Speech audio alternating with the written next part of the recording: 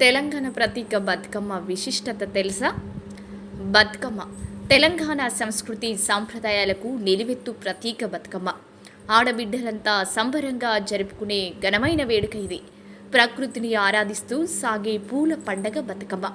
ఒక్క మాటలో చెప్పాలంటే ప్రపంచంలో మరెక్కడా కనిపించని, తెలంగాణకు మాత్రమే సొంతమైన వినూత్నమైన అరుదైన పూల వేడుక బతుకమ్మ. రిపీట్, అరుదైన పూల వేడుక బతుకమ్మ. పూలతో దేవుణ్ణి కొలవడం కాదు, పూలనే దేవుళ్ళా కొలిచే వేడుక ఇది. బతుకమ్మ అంటే బతుకుదెరువును మెరుగుపరిచే అమ్మ అని అర్థం. 9 రోజులు తెలంగాణ అంతటా ఒక జాతరలా సాగి చివరి రోజు సద్దుల బతుకమ్మగా మన వాకిట్లో బతుకుదెరువును ఆవిష్కరిస్తుంది.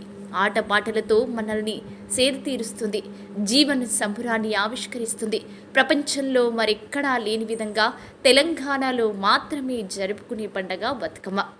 స్వరాష్ట్రంలో రాష్ట్ర పండుగగా గుర్తింపు పొంది నేడు ప్రపంచంలో తెలంగాణ వారున్న చోటల్లా పూల జాతరై వర్ధిల్లుతోంది.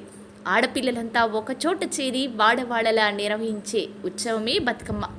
ప్రకృతిలో లభించే ప్రతి పువ్వును, బతుకమ్మ వేడుకను ఆశ్వయుజ మాస శుద్ధ పాణ్యమి నుండి 9 రోజులు ఎంతో వైభవంగా జరుపుకుంటారు.